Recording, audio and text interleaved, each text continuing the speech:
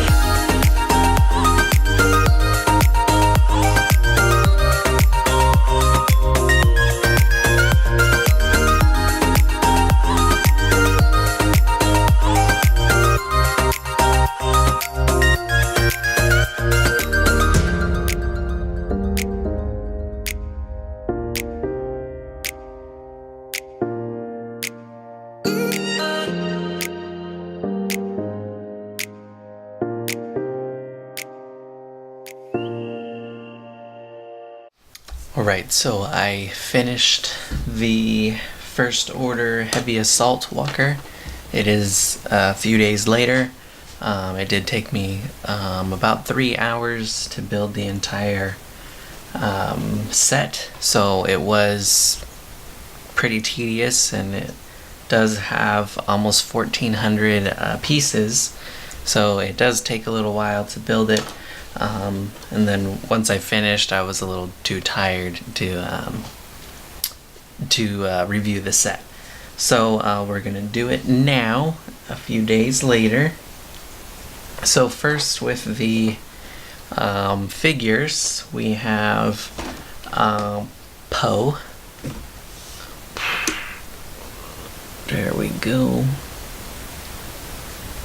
There's his back.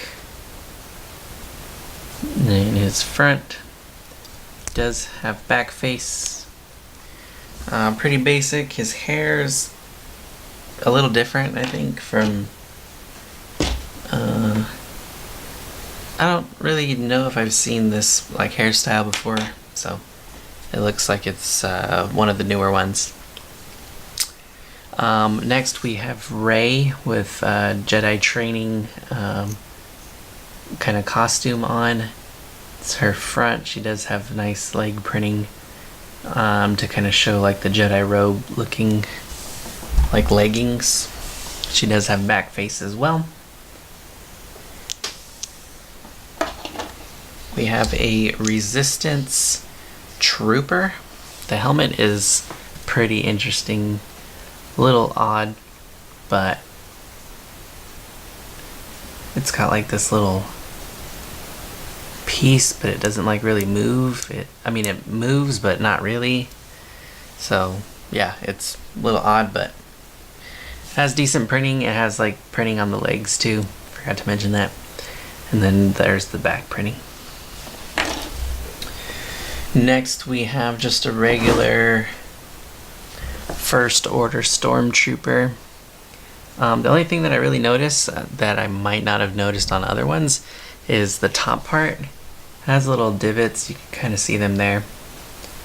Well, not divots, they're like little bumps, I guess. So pretty basic trooper, same face and everything. Doesn't look any different than any other trooper. And last but not least, we have the driver for the walker. There it is.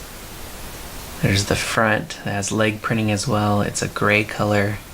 And there's the back. Here's the face. And here's the side profile of the helmet. It has a smooth top, but it kind of has the Flame Trooper look on the front. Must be like air filter on like the little mandible part. So yeah, so that's the players. I was gonna say players. Those are the figures.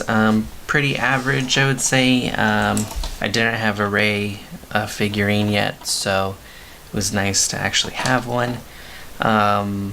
Same with Poe. I did not have a Poe. I mostly collected the troopers for the First Order so far. The driver for the walker, that's new and unique, so that's always a good one to have. I guess the Resistance trooper is unique as well, and I didn't really see that many sets with that trooper in it, so I guess it's good to have it, but the helmet was a little odd. I have to look back at the movies and see kind of what it really looked like. I don't really remember. So I'm going to do my best with the set from this little angle that we have. So this is, it's bigger than my head, but here it is. It's pretty large. I think the dimensions, it stands about 16 or so, 14 or so inches high, depending on the angles of the legs. It's about 1 foot long, and wide it's mostly about 6 inches or so. So it's really tall, just, you can't really see it in the entire profile, but it's really tall. So this is just a full look around. It has like little canisters on the top.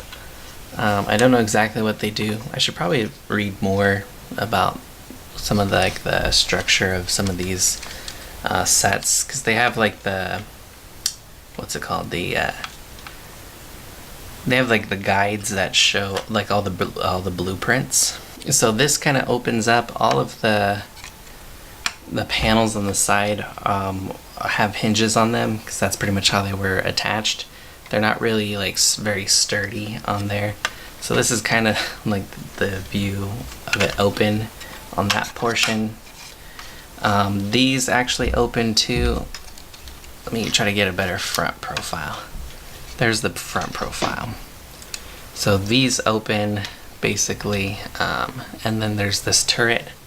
This turret on the top has this little twist, and this is the little Gatling Lego piece.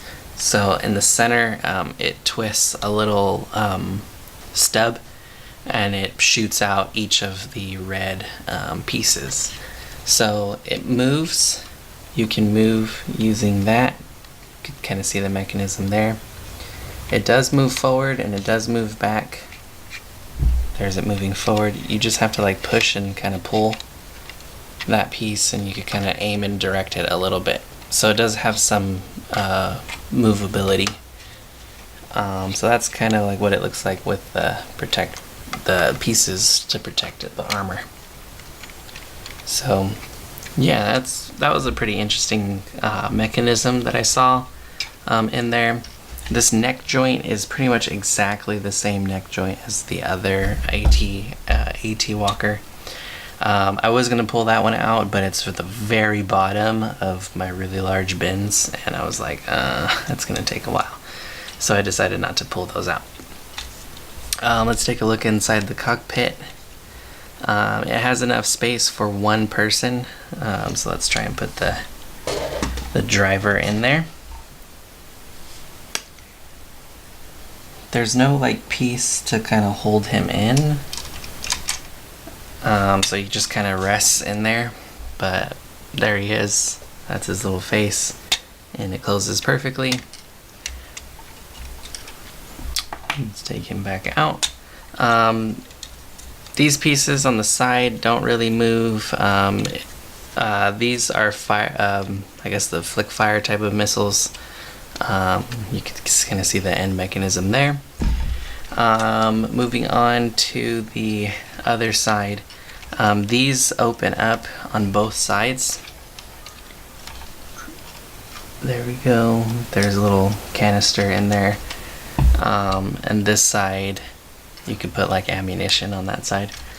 And then here is the open side where you can put troops in there.